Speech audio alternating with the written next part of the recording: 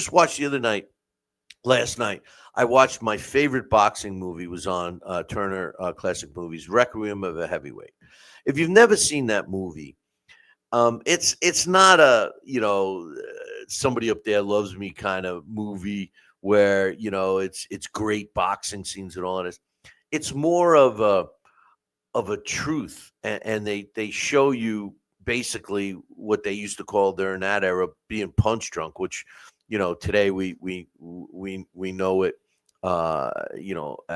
as more serious CTE issues, but the truth of the matter is that if you've never seen it, it's a story of a fighter who is done. He's had his best days behind him, and his manager, who's played by Jackie Gleason, and his trainer, who's played by Mickey Rooney. It's great, and the fighter is Anthony Quinn, and he's in his last legs. He's in the fight opens up. He gets knocked out by who? Who?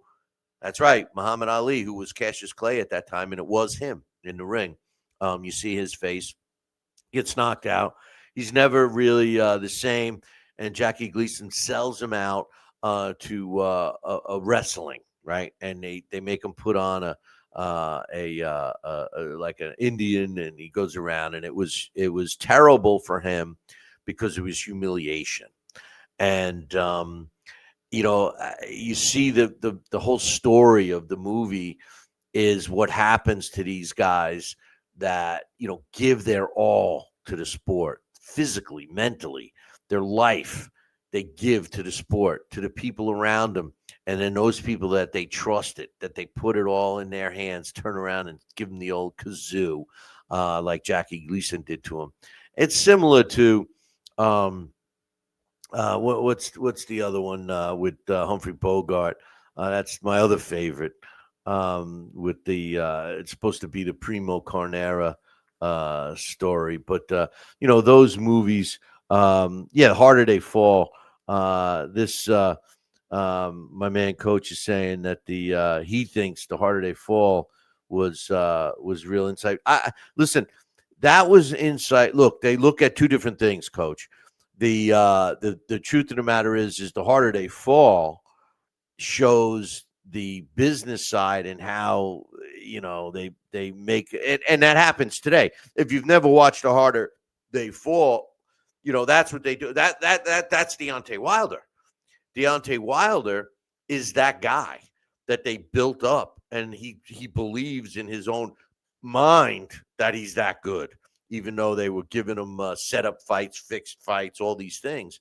And then when he finally gets into a real fight, he gets clobbered. And that's the story of Harder They Fall. But the Requiem of a Heavyweight, that story is about the fighter who leaves it all in the ring and um, can't function normally. Now, my man James is saying $1 million baby.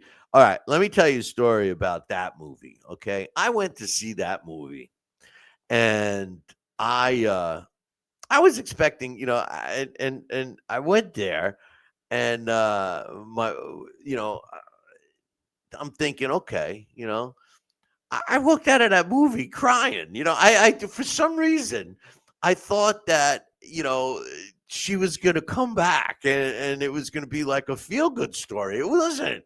It was a misery. It was like everything you could hope that doesn't happen. It all happened. It was terrible. I thought. I mean, the movie was good, but the whole story.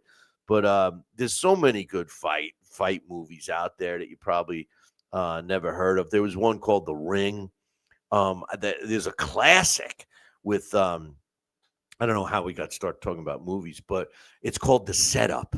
Uh, and that movie, it's an old movie.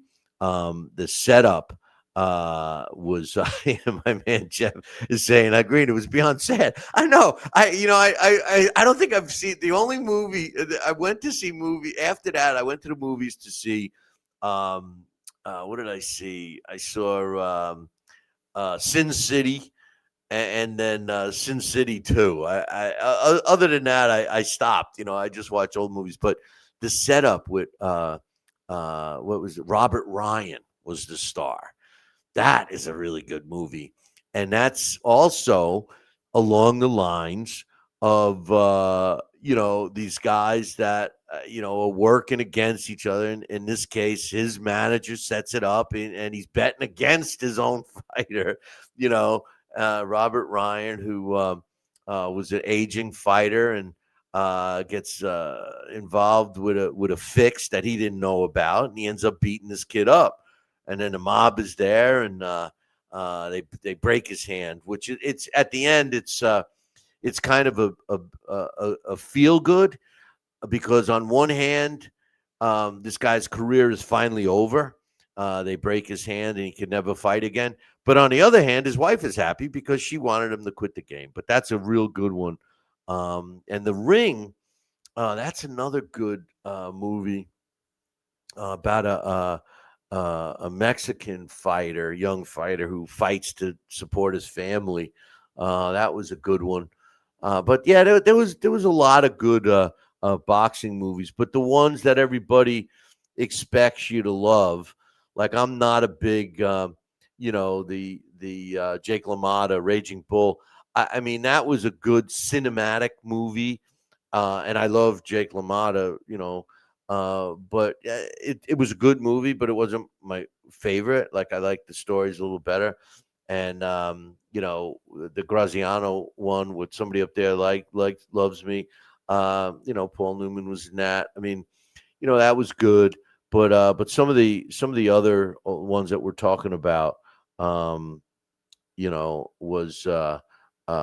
was better in my opinion. But we'll have to evaluate that with boxing movies, and of course, Rocky.